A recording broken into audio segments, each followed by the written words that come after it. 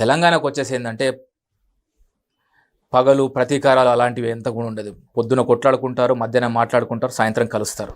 నా by elections ఏమైపోయిందంటే రాష్ట్రంలో ఉన్నటువంటి 4 కోట్ల ప్రజలు ఈ బై ఎలక్షన్స్ పైన కనుబెట్టారు. అటు బీహార్లో ఓడిపోయింది కాంగ్రెస్.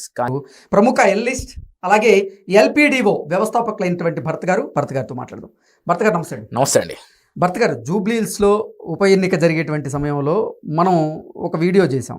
అసలు ఏ పార్టీ ఏ అభ్యర్థికి టికెట్ ఇస్తే బాగుంటుంది, ఏ పార్టీ సత్తా చాటేటువంటి అవకాశం ఉంది, ఏ పార్టీ గెలిచేటువంటి అవకాశం ఉంది అనేది మనం విశ్లేషణ చేసాం.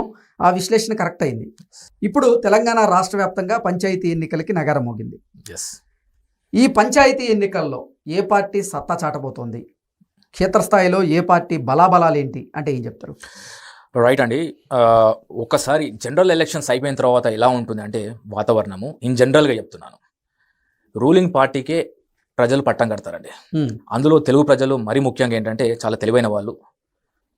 అండ్ తెలంగాణకు వచ్చేసి ఏంటంటే పగలు ప్రతీకారాలు అలాంటివి ఎంత కూడా ఉండదు. పొద్దున కొట్లాడుకుంటారు, మధ్యాహ్నం మాట్లాడుకుంటారు, సాయంత్రం కలుస్తారు. సో ఈ విషయాన్ని నేను మీకు ఎందుకు చెప్తున్నానంటే ప్రజెంట్గా మనకు రూలింగ్ గవర్నమెంట్కి పట్టం కడితే ఏమైపోతుందంటే మన పనులు త్వరగా అవుతాయి అనే దానిపైన ఆలోచించి ముందడుగు వేస్తారు. దాంట్లో భాగంగా మనకు మాగంటి గోపీనాథ్ గారు స్వర్గీయులైన తర్వాత ఖచ్చితంగా బై ఎలక్షన్స్ వస్తాయి.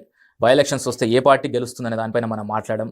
దాంట్లో భాగంగా ఏంటంటే కాంగ్రెస్ పార్టీ కనుక ఒకవేళ కనుక నవీన్ యాదవ్ గారికి టికెట్ ఇస్తే కాంగ్రెస్ అనూహ్యంగా గెలుస్తుంది. And at the same time ఏంటంటే టికెట్ని బేస్ చేసుకుని ఈ గెలుపు ఉంటుందనే దానిపైన మనం మాట్లాడడం. అదే విధంగా జరిగింది.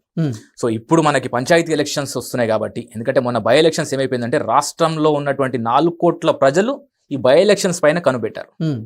ఎందుకంటే ఆ యొక్క బై ఎలక్షన్స్ ఏమైపోయిందంటే ఎంటైర్ స్టేట్నే కాదు మొత్తం దేశాన్ని ఆకర్షించింది బై ఎలక్షన్.